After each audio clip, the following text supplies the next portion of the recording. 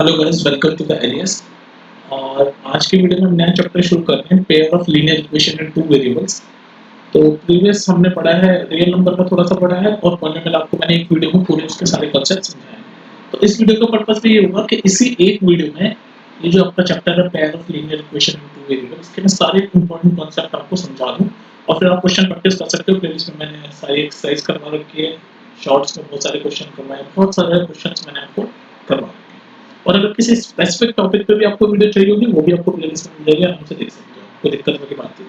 पर जो इस वीडियो का जो पर्पस है वो ये है कि आपको इस एक वीडियो में इस पूरे चैप्टर का सारे कॉन्सेप्ट समझ आ जाए, तो आप इसको एज अ रिवीजन भी यूज कर सकते हो। फॉर एग्जांपल आपका अगले दिन एग्जाम है, कुछ है, तो इस वीडियो को आप देख के सारे अपने कॉन्सेप्ट ब्रश अप कर सकते हो, रिवाइज कर सकते हो। ठीक है, तो फिर मिलते हैं सीधे वीडियो के एंड में हैंडल करने के लिए। ठीक है, अभी पढ़ते हैं।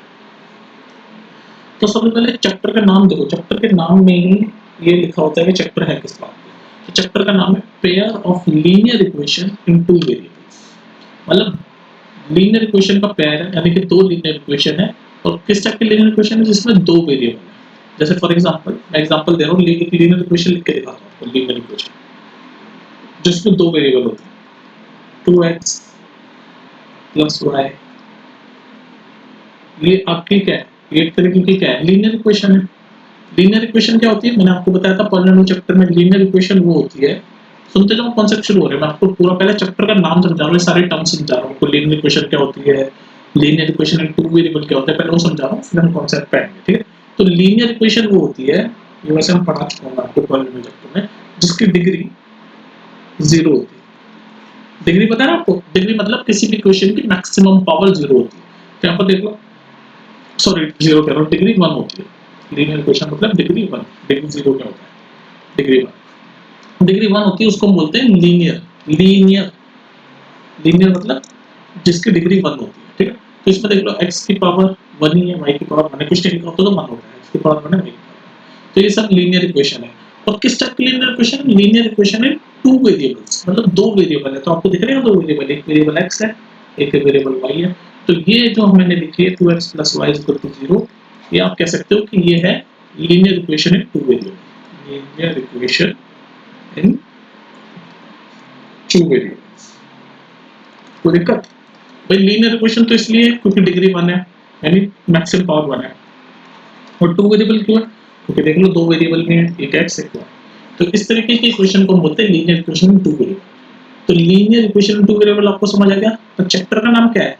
Pair of linear equation in two variable. Pair मतलब दो होंगे, जोड़ा होगा मतलब linear equation in two variable का। तो एक ही होगी तो दूसरी भी कोई रही होगी, मान लो 3x + y = 0। तो ये जो पेयर है, इसको बोलेंगे pair of linear equation in two variable. जैसे दोबारा लिख देता हूँ, 2x + y = 0, दूसरी 3x + y = 0। तो ये क्या कहलाएगी? ये कहलाएगी pair of linear equation in two variable. बताओ बात क्लियर हुई कि नहीं? भाई पेयर है, पेयर मतलब ये जोड़ा दो है ना, पेयर है, ये पहली है दूसरी। Pair of linear equation in two variable. Linear equation क्या है? जिसकी डिग्री वन है, दोनों की देख लो डिग्री वन है, और दो वेरिएबल है, दोनों में दो वेरिएबल है, x और y। ऊपर वाले में भी दो वेरिएबल है, x और y, नीचे वाले में भी दो। ठीक है, तो आपको चैप्टर का नाम समझा है दरअसल कि pair of linear equation in two variable क्या होता है। ऐसे लीनियर इक्वेशन के जोड़े यानी कि पेयर है जो कि दो वेरिएबल्स में। ठीक है जी, यहाँ तक आपको बात समझ में आ गई। अब इसकी जनरल फॉर्म क्या होती है?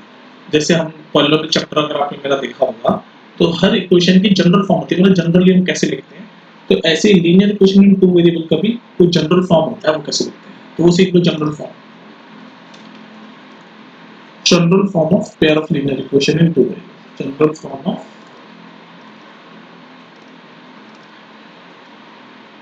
pair of linear equations in two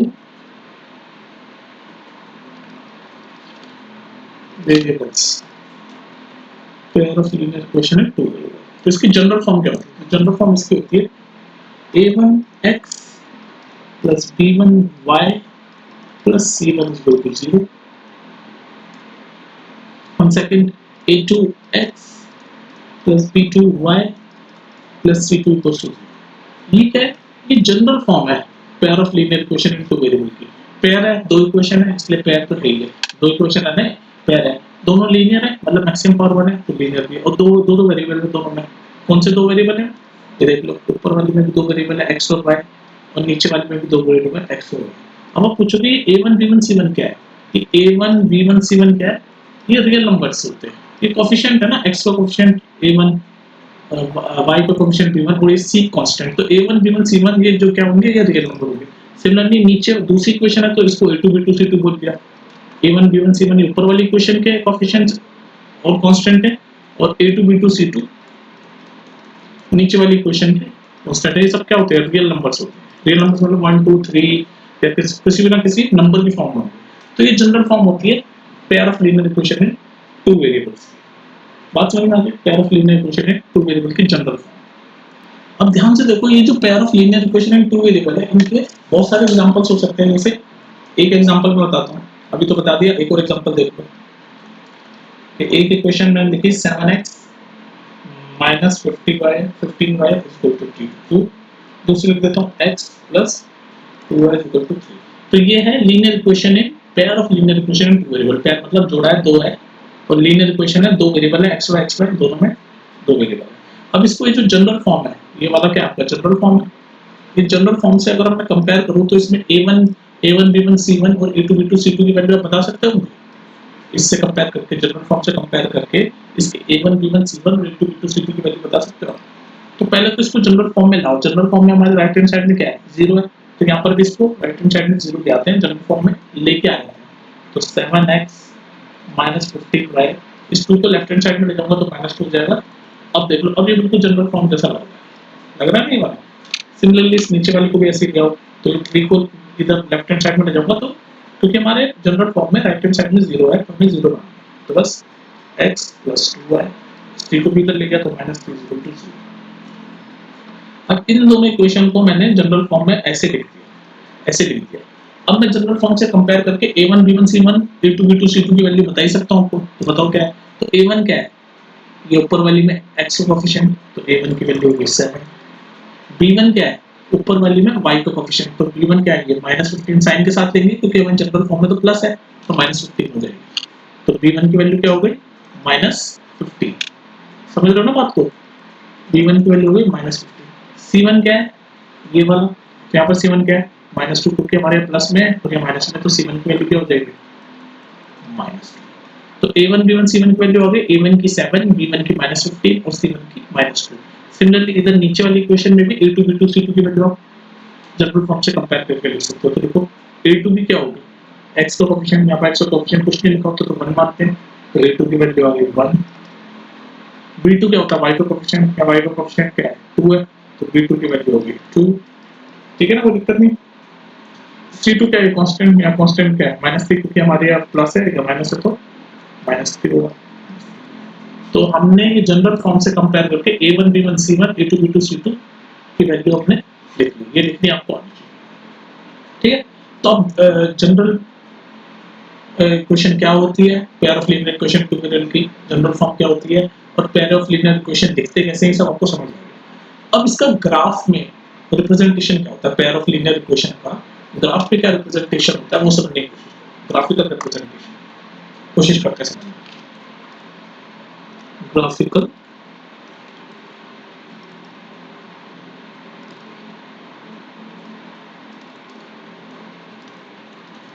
representation of pair of linear equations in two variables।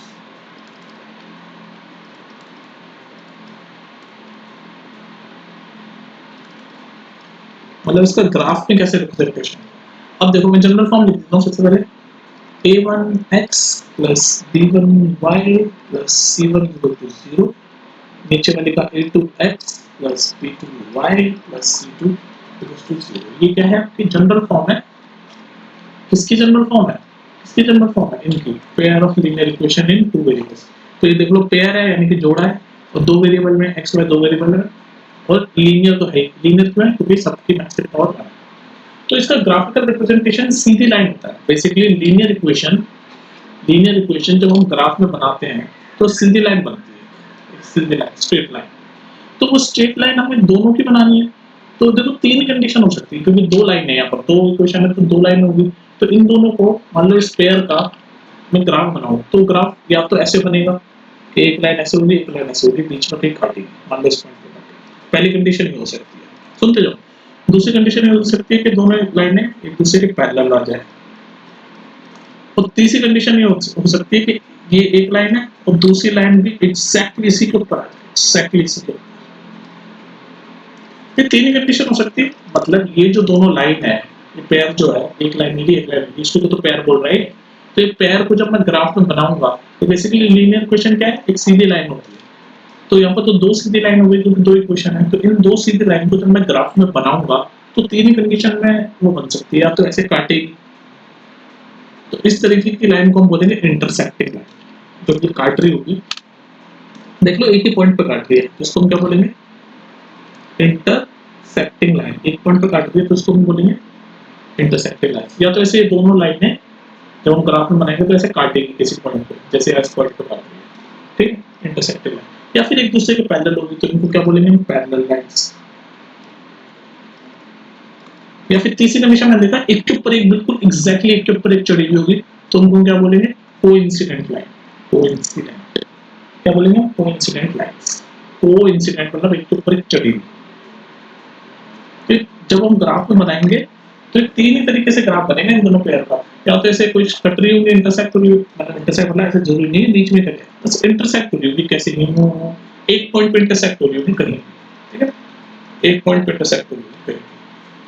वो पैरेलल लाइंस होगी तो बिल्कुल इन पैरेलल लाइंस का प्रॉपर्टी ये होती है कि वो कहीं भी इंटरसेक्ट नहीं होती। और कोइंसिडेंट लाइन मतलब एक के ऊपर एक चढ़ी हुई। तो जो हम ग्राफ में इन दोनों इक्वेशन को, इन दोनों जोड़े को, पेयर को जब हम ग्राफ में बनाते हैं तो ये तीन में से कुछ ना कुछ बनेगा।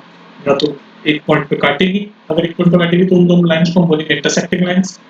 अगर नहीं काटेगी कभी भी तो हम बोल देंगे पैरेलल लाइंस। और एक के ऊपर एक चढ़ी होगी तो हम बोल देंगे कोइंसिडेंट लाइंस, ठीक है।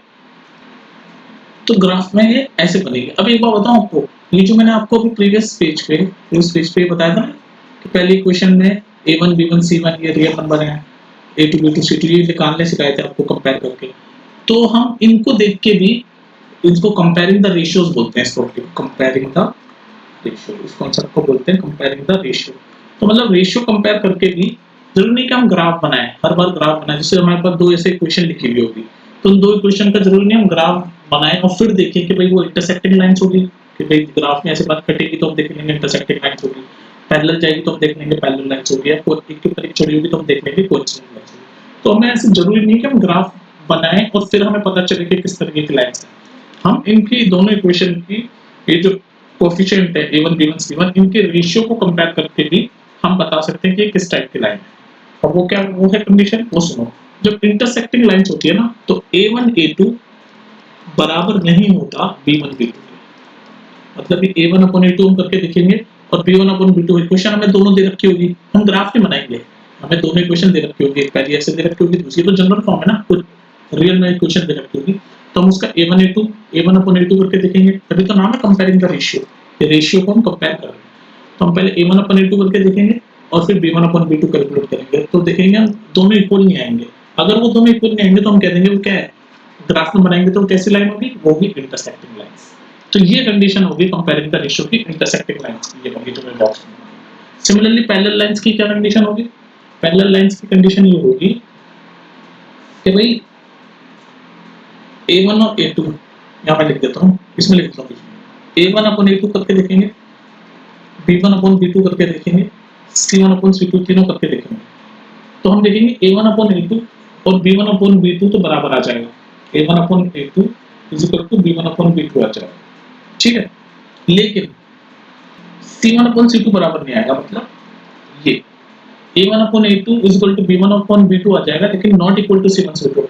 तो जब ये वाली कंडीशन आ जाएगी तो हम देख के बस हम ग्राफ नहीं बनाएंगे, हम सिर्फ ये रेशियो कंपेयरिंग द रेशियो करके बता देंगे कि ये दोनों लाइन जब ग्राफ में बनेगी तो कौन सी लाइन बनेगी, पैरेलल लाइंस बनेगी। सिमिलरली कोइंसिडेंट लाइंस का हम भी ऐसे कॉन्सेप्ट होगा, उसमें क्या होगा, हम रेशियो कंपेयर करेंगे a1 अपॉन a2 बराबर होगा b1 अपॉन b2 के और बराबर होगा अपॉन c1 अपॉन c2। जब ये कंडीशन आ जाएगी तो हम कह देंगे कि हाँ अगर ये लाइन ग्राफ में बनाएंगे, दोनों लाइनों को, इन दोनों लाइन को ग्राफ में बनाएंगे तो ये कोइंसिडेंट लाइन होगी। तो आप थोड़ा सा गेस भी कर सकते हो कोइंसिडेंट लाइन क्या है, एक के ऊपर एक चढ़ी हुई है, इसलिए सारे रेशियो बराबर है। तो एक के ऊपर एक लाइन चढ़ी हुई है, कोइंसिडेंट लाइन में एक के ऊपर एक लाइन चढ़ती है ना, तो इसलिए तो ये सारे बराबर है, A1 A2 ये वाला रेशियो बराबर है ये वाले रेशियो के, बराबर है ये वाले रेशियो के। तो A1/A2 is equal to B1/B2 is equal to C1 C2 अगर आ जाए तो हमें पता चल जाता है कि ये कोइंसिडेंट लाइन है, यानी कि एक के ऊपर एक चढ़ी हुई वाली लाइन। और A1/A2 बराबर हो जाता है B1/B2 के, लेकिन नहीं बराबर होता C1/C2 के, तो हम कह देते हैं पैरेलल लाइंस के ये दोनों इक्वेशन। और अगर A1/A2 पहले ही B1/B2 के बराबर नहीं आता तो हम कहते हैं इंटरसेक्टिंग लाइंस। ठीक है, तो इसी कॉन्सेप्ट को हम बोलते हैं comparing the ratio. Ratio compare कर रहे हैं ना, A1 A2 B1 B2 ये क्या रेशियो तो है, इसको हम कंपेयर करके बता रहे हैं भाई किस टाइप की लाइन होगी।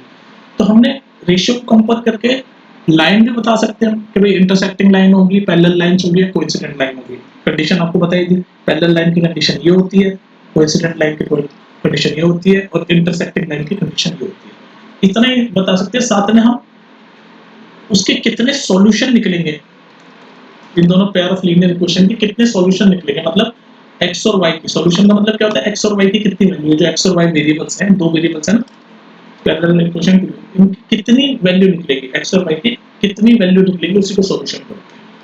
तो हम ग्राफ को देख के तो बता सकते हैं कि दो जो इक्वेशन है, यानी कि जो पेयर ऑफ इक्वेशन है, उनके कितने सॉल्यूशन आएंगे, हम ग्राफ देख के तो बता सकते हैं। ग्राफ देख के कैसे बता सकते हैं, देखो सुनो, हमारी जो पेयर ऑफ लीनियर इक्वेशन है उसकी जनरल फॉर्म में लिख रहा हूँ, बार बार आपको इसलिए लिख रहा हूँ ताकि आपको याद हो।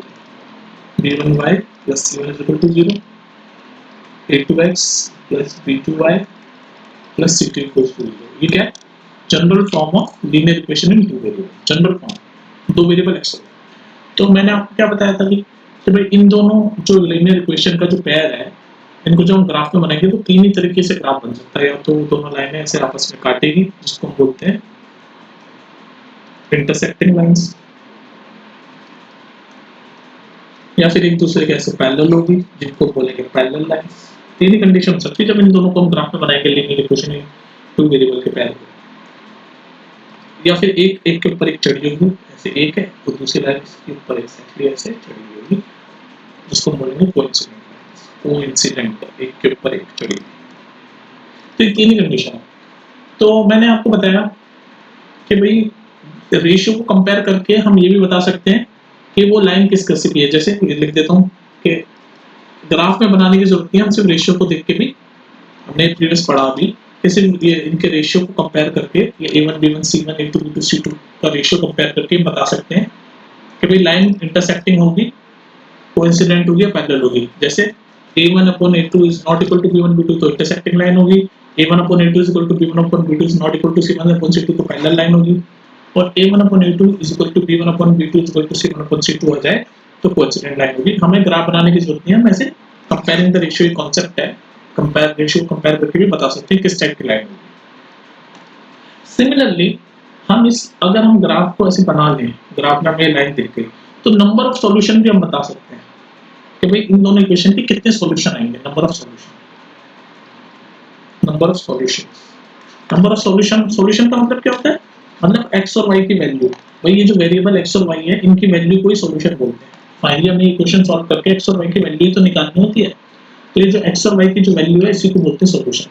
तो कितनी x और y की वैल्यू आएगी, यानी कितने सॉल्यूशन आएंगे, नंबर ऑफ सॉल्यूशन कितने होंगे, ये हम ग्राफ देख के बता सकते हैं, इक्वेशन का ग्राफ देख के हम बता सकते हैं। जैसे फॉर एग्जांपल ये जब इंटरसेक्टिंग लाइंस होगी, तो ये किस एक पॉइंट पे काट रही है, ये पॉइंट पे, एक पॉइंट पे काट रही है, तो एक ही सॉल्यूशन होगा, मतलब x और y की एक ही वैल्यू होगी। तो इस तरह को हम ग्राफ देख के बता सकते हैं कि भाई जितने पॉइंट पे दोनों लाइन आपस में काटती है ना, उतने सॉल्यूशन निकलेंगे। तो इंटरसेक्टिंग लाइन एक ही पॉइंट पे काट रही है, राइट पॉइंट, तो इसका यूनिक सॉल्यूशन, यूनिक मतलब अकेला इकलौता एक ही सॉल्यूशन है, यूनिक सॉल्यूशन, मतलब x और y की एक ही वैल्यू है। अभी पैरेलल है तो किसी भी पॉइंट पे नहीं काट रही, तो मैंने आपको क्या बताया, जितने पॉइंट पे ये दोनों लाइन आपस में काटती है उतने सॉल्यूशन निकलेंगे। यहाँ पर एक पॉइंट पे काटी तो मैंने बोल दिया एक सॉल्यूशन निकलेगा, जिसको हम बोलते हैं यूनिक सॉल्यूशन। यहाँ पर एक भी पॉइंट पे नहीं काट ही नहीं दिया, तो पैरेलल लाइन है, तो इनका कोई सॉल्यूशन ही नहीं निकलेगा, नो सॉल्यूशन, मतलब x और y की वैल्यू निकाल ही नहीं पाएंगे। अब हम देखेंगे क्वेश्चन में कैसे निकाल पाएंगे, जब हम सॉल्व करते हुए चलेंगे तो x और y की वैल्यू आएगी, हम ग्राफ देख के बता सकते हैं। ये है कोइंसिडेंट लाइन, कोइंसिडेंट में एक के ऊपर एक चढ़ी है, मतलब तो बहुत सारे पॉइंट पे से मल्टीपल ऐसे डॉट डॉट डॉट कितने सारे पॉइंट पे काट रही है एक दूसरे को, क्योंकि एक के ऊपर एक ऐसी चढ़ी हुई है ना, तो तो कितने पॉइंट पे काट रही होगी, ये देखो ना, एक के ऊपर एक कोई चीज रखी हुई है, एक के ऊपर एक लाइन है, तो यानी ये तो इन्फिनाइट पॉइंट पे काट रही होगी एक दूसरे को। तो इस तरीके की जो कोइंसिडेंट लाइन होगी उसके कितने सॉल्यूशन निकलेंगे, इन्फिनाइट सॉल्यूशन निकलेंगे, मतलब x और y की इन्फिनाइट वैल्यूज हम निकाल सकते हैं ऐसी इक्वेशंस के। तो हमने ग्राफ को देख के बता दिया, ग्राफ को देख के हम ये भी बता सकते हैं। तो जरूरी नहीं सिर्फ ग्राफ को देख के बताएं, हम वही कंपेयरिंग द रेशियो देख के भी बता सकते हैं। कैसे, यूनिक सॉल्यूशन का यानी कि क्या होगा कि a1/a2 is not equal to b1/b2। जैसे ही हम देखेंगे तो हमें पता चलेगा इंटरसेक्टिंग लाइन है, तो इसको देख के हम ये बता सकते हैं कि इसका सॉल्यूशन भी एक ही होगा, यूनिक सॉल्यूशन। ऐसी पैरेलल लाइन का क्या होता है comparing the ratio, a1/a2 is equal to b1/b2 is not equal to c1/c2। तो जैसे हम ये कंडीशन देखेंगे तो हमें पता चल जाएगा पैरेलल लाइन है, और जैसी पैरेलल लाइन होगा तो हमें पता चल जाएगा कि उसको कोई सॉल्यूशन नहीं मिलेगा। तो मतलब नंबर ऑफ सॉल्यूशन भी कंपेयरिंग द रेशियो से बता सकते हैं। सिमिलरली कोइंसिडेंट लाइन का क्या होता है कंपेयरिंग द रेशियो का formula a1/a2 is equal to b1/b2 is equal to c1/c2। तो ये देख के हम ये बोल सकते हैं कि भाई ये कोइंसिडेंट लाइन होगी, और हमें पता है कि कोइंसिडेंट लाइन होगी तो कितने सॉल्यूशन होंगे, इनफिनिट सॉल्यूशन। ठीक है, अब गाइस आपको पेयर ऑफ लीनियर इक्वेशन की जनरल फॉर्म पता चल गई, वो ग्राफ में कैसे बनती है वो पता चल गया, और हम रेशियो को जनरल फॉर्म से रेशियो को कंपेयर करके भी बता सकते हैं किस टाइप की वो लाइंस होगी, इंटरसेक्टिंग होगी, पैरेलल होगी या कोइंसिडेंट होगी। अब मैं आपके सामने अगर कुछ पेयर ऑफ इक्वेशन लिखता हूं तो उसको सॉल्व करना भी तो आना चाहिए आपको, सॉल्व करना आना चाहिए। तो सॉल्व कैसे करते हैं, solving of pair of linear equation in two variable.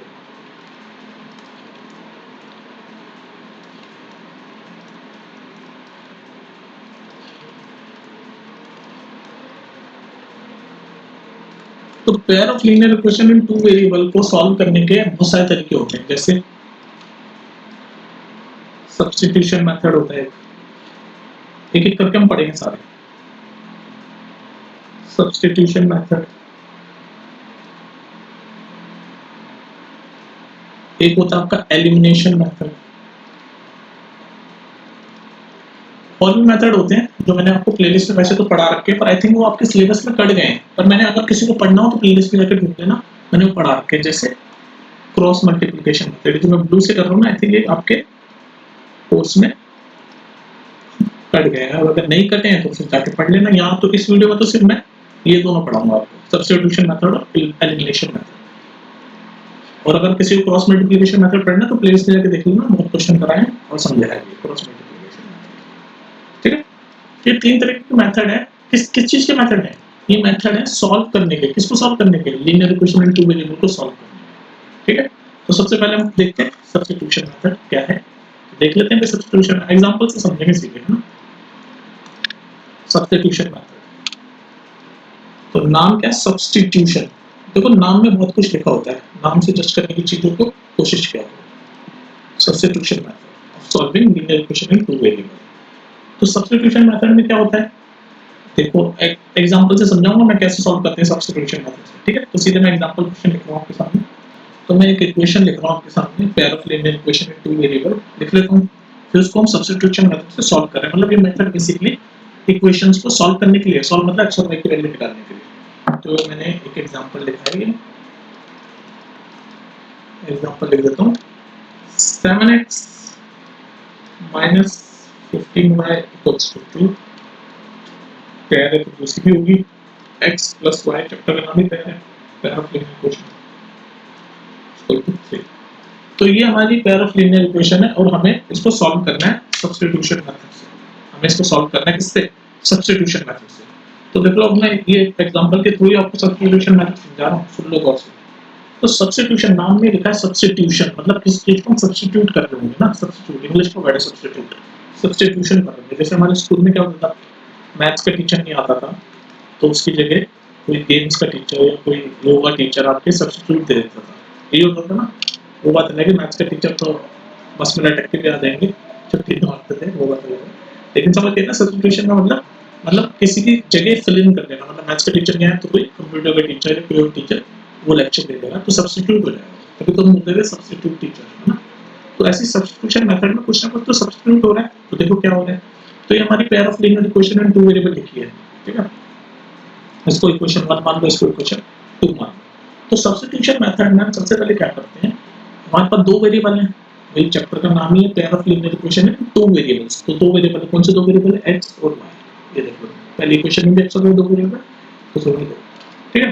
तो ये जो दो वेरिएबल है हमारे, उनमें से किसी एक वेरिएबल की हम वैल्यू निकाल लेंगे दोनों में से किसी भी इक्वेशन में। तो ये नीचे वाले में इजी है क्योंकि एक्स वैसे अकेला है वेरिएबल, तो इसकी वैल्यू निकाल लेंगे। तो x इक्वल टू 2y उधर दे दूंगा तो 3 माइनस 2y। तो इस x की वैल्यू को मैंने एक वेरिएबल की वैल्यू को निकाल दिया, इसको इक्वेशन 3 मान लिया। 1 2 तो ये है तो इसको 3 मान लिया। सब्स्टिट्यूशन मेथड में किसी भी एक वेरिएबल की वैल्यू निकाल लेते हैं। तो यहाँ पर x की इजीली निकाल दी, चाहे ऊपर से निकाल लो चाहे नीचे से निकाल लो, दोनों में से किसी भी इक्वेशन में से किसी एक वेरिएबल की आप वैल्यू निकाल लो सब्स्टिट्यूशन मेथड में, ठीक है। ये निकाल ली मैंने x की वैल्यू। अब उस वैल्यू को आप ये ऊपर डाल दो, जहां से निकालिए उससे दूसरी वाली इक्वेशन में उस वेरिएबल को डाल दो। तो यहाँ से मैंने नीचे वाले से निकाली थी x की वैल्यू, अब इस x की वैल्यू को फर्स्ट में डाल दो। तो putting this value of x in equation first,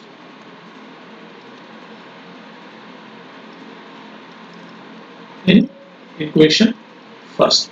यहाँ से निकाली सेकंड में से वेरिएबल है, एक वेरिएबल की वैल्यू, और उसको फिर दूसरी वाली इक्वेशन में डाल दी। तो यहाँ डाल दूंगा बस 7 x की जगह यहाँ पर 7 x है, x की जगह डालूंगा तो 3 minus 2y minus 15 y equal to 2। अब इसको सॉल्व करो, 7 into 3 21, 7 minus 2 14y, और ये माइनस 15y तो है ही इक्वल्स टू 2, ठीक है। इसको जब आप सॉल्व करोगे 21 माइनस 14 और माइनस 15 कितना होगा, माइनस 29y। यहाँ सॉल्व कर रहा हूँ आगे, तो 21 इन दोनों को माइनस माइनस प्लस हो जाएगा, तो minus 29y is equal to 2। अब ये माइनस 29y, ये 21 उधर जाके माइनस हो जाएगा, तो 2 माइनस 21 माइनस 19 हो गया, माइनस 19। तो y की वैल्यू क्या हो जाएगी, माइनस 19 बाई माइनस 29, माइनस से माइनस कैंसिल हो गया, तो y की वैल्यू आ गई 19 बाई 29। तो देख लो हमने इक्वेशन सॉल्व करते जा रहे हैं। इक्वेशन सॉल्व करना मतलब x और y की वैल्यू फाइंड करना। तो हमें y की वैल्यू तो मिल गई, y की वैल्यू मिल गई 19 बाई 29। अब जैसे ही आपको y की वैल्यू मिली तो x का तो हमने निकाल ही रखा था, तो बस इस y की वैल्यू को अब इसमें डाल दो तो x की भी आ जाएगी। और जहाँ x और y की वैल्यू आ गई यानी हमने सॉल्व कर दिया क्वेश्चन, इक्वेशन को सॉल्व कर दिया। तो y की वैल्यू जैसी आ गई उसको यहाँ x पे पुट कर दो। तो बस अब यहाँ पर ब्लू कलर से मैं सॉल्व कर रहा हूँ, इस y की वैल्यू को इधर डाल दो तो x की वैल्यू आ जाएगी। तो x is equal to 3 minus 2 और y की वैल्यू क्या है 19 बाई 29। इसको जब आप सॉल्व करोगे, इसको सॉल्व तो कर ही लोगे आप, इसको जब आप सॉल्व करोगे मैं डायरेक्ट लिख रहा हूँ, तो x की वैल्यू आ जाएगी 49 बाई 29। तो बस हमें x की वैल्यू भी मिल गई, y की वैल्यू मिल गई, तो बस हमने सॉल्व कर दिया। बस इसी को बोलते हैं सब्स्टिट्यूशन मेथड। सॉल्व करने का मतलब क्या है, सॉल्यूशन का मतलब क्या है कि x और y की वैल्यू फाइंड करना, ठीक है। तो x और y की अपने ऐसे वैल्यू फाइंड कर दी, तो ये है सब्स्टिट्यूशन मेथड।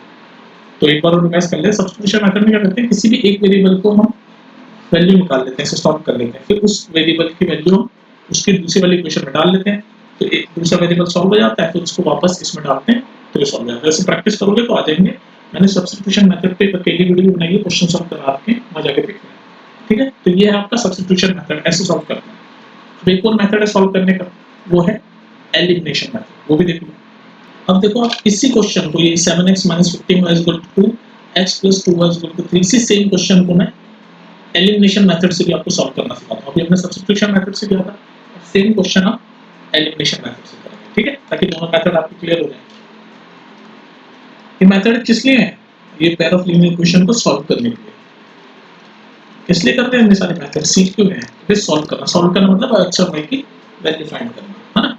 तो बस इसी क्वेश्चन को एलिमिनेशन मेथड से भी सॉल्व करते हैं। देखो अब देखो ये आपका क्वेश्चन, अब इसको हम सॉल्व करेंगे मतलब x और y की वैल्यू फाइंड करेंगे किस मेथड से, एलिमिनेशन मेथड से। तो नाम है एलिमिनेशन, मैंने कहा था नाम में ही सब कुछ छुपा है।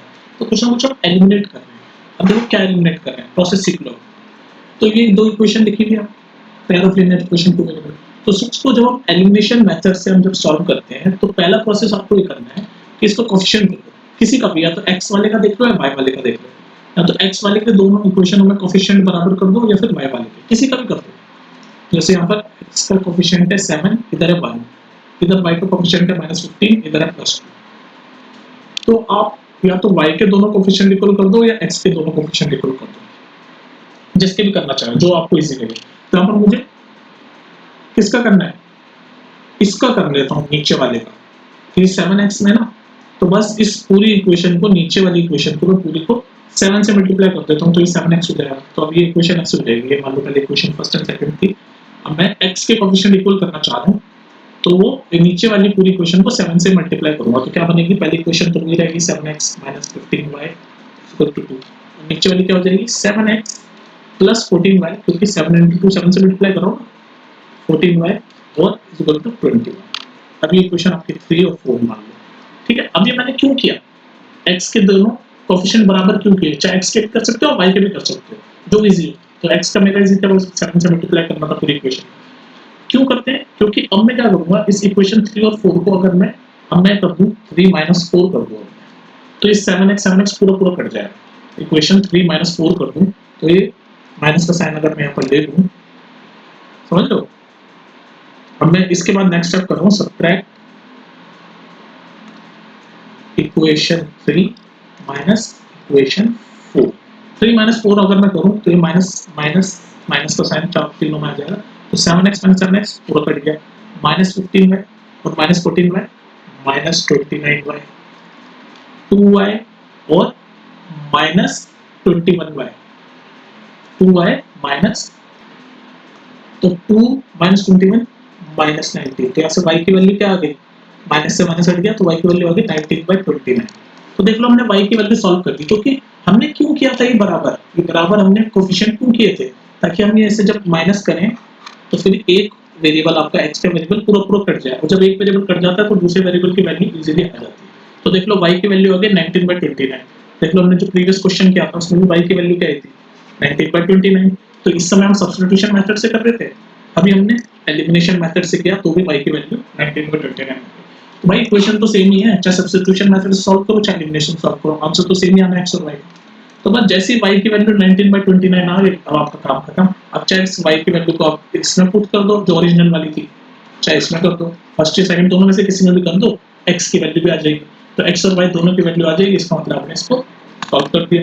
तो y की वैल्यू होगी 19/29, अब फर्स्ट और सेकंड किसी में भी कर लो, तो मैं सेकंड में कर लेता हूँ क्योंकि सेकंड छोटी सी इक्वेशन है, इजी लग रही है। तो बस इस y की वैल्यू को इस सेकंड में डाल रहा हूँ, तो x की भी आ जाएगी। तो बस पुटिंग कर रहा हूँ इक्वेशन x + 2 और y की वैल्यू निकाल दी मैंने 19/29 = 3। बस अब x की भी सॉल्व कर दो, तो x = इसको सॉल्व कर दो, तो 92 × 38/29 = 3। तो x की वैल्यू क्या आएगी, सेकंड।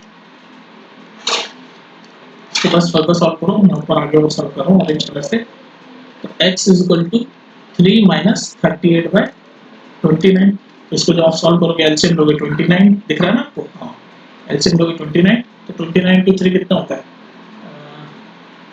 29 × 3 होता है आपका 6 9 3 27 87। तो 87 - 38 जब आप करोगे तो आएगा 49, तो x की वैल्यू आ गई 49/49। तो x की वैल्यू आ गई 49/29, y की वैल्यू हमने यहाँ निकाल दी थी 19/29, तो x और y दोनों की वैल्यू आ गई। तो बस सॉल्व कर दिया आपने। और इस बार किस मेथड से सॉल्व किया, हमने किया एलिमिनेशन मेथड से। तो आप देख रहे हो पहले जब सब्स्टिट्यूशन मेथड से किया था तब भी x की वैल्यू 49/29 आई थी और y की वैल्यू 19/29 आई थी, और इस बार एलिमिनेशन मेथड से किया तो भी सेम वैल्यू है y और x, ठीक है। तो समझ गए, एलिमिनेशन मेथड में आप किसी भी एक वेरिएबल को इक्वल कर दो, फिर दोनों इक्वेशन को आपस में सब्ट्रैक्ट कर दो, तो दूसरे वेरिएबल की वैल्यू आ जाएगी, फिर उस वेरिएबल को ओरिजिनल फर्स्ट या सेकंड दोनों में से किसी में भी पुट कर दो जो इजी लगे, तो x की वैल्यू आ जाएगी, और इस तरह से आप x और y दोनों के लिए सॉल्व कर देते हो, ठीक है।